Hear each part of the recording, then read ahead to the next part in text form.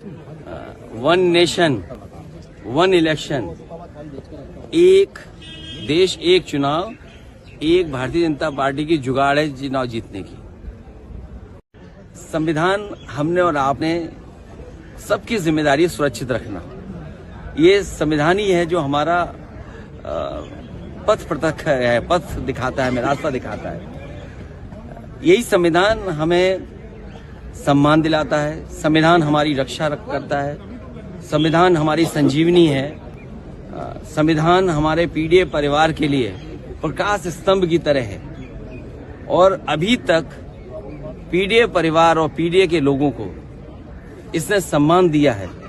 अब पीड़ित के लोगों की जिम्मेदारी बनती है कि संविधान को बचाएं। और आप में से तमाम पत्रकार साथी हैं जो हर चीज को समझ दूर से देखते हैं। लोकतंत्र में और खासकर उत्तर प्रदेश में हम लोगों ने समय समय पे देखा है कि किस तरीके से भेदभाव हुआ है, भेदभाव का सामना किया है। जब न्याय मिलना चाहिए तो न्याय नहीं मिल रहा है। मैंने आपसे कहा कि न्याय और समानता और जो लक्ष्य था आजादी का कि सब गैर बराबरी खत्म हो। आज 75 वर्ष के बाद हमें ये सोचना पड़ेगा कि गैर बराबरी बढ़ी है कि कम हुई है। जिस तरह के सरकारों के फैसले रहे हैं उससे गैर बराबरी बढ़ी है। दुनिया में कहें ये कि अर्थव्यवस्था हमारे तीसरे नंबर पे है, दूसरे नंबर पे पहुंचाएगी, नंबर 1 पर पहुंच जाएगी, लेकिन प्रति व्यक्ति आय क्या है? आज हम किस स्थान पे खड़े हैं? ये बड़े सवाल है। और जाति का सवाल आज भी है। जो भेदभाव हम लोगों को देखने को मिल रहा है समय समय पर, आज भी लोग गांव में अपमानित हो रहे हैं। तो ये बड़े सवाल हैं जिसको हमें समाधान ढूंढना है। हमारा लोकतांत्रिक देश समाजवादी रास्ते पे चले, सेक्युलरिज्म और मजबूत हो।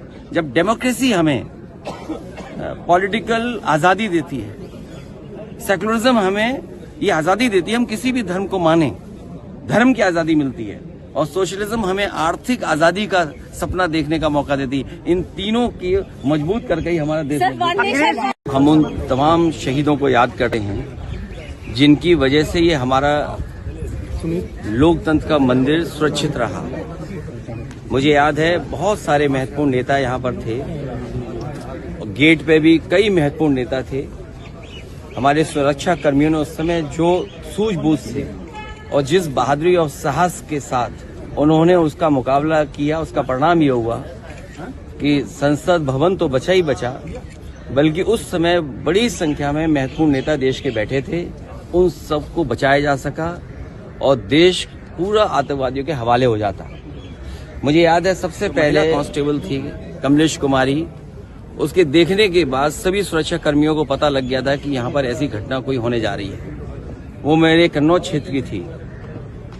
उसको जब सरकार की तरफ से पेट्रोल पंप दिया गया तब मैं उसके परिवार से मिला। मैं आज उन परिवारों के प्रति भी अपनी तरफ से सहानुभूति और उनके इस बहादुरी के लिए परिवार का भी मैं धन्यवाद देता हूं।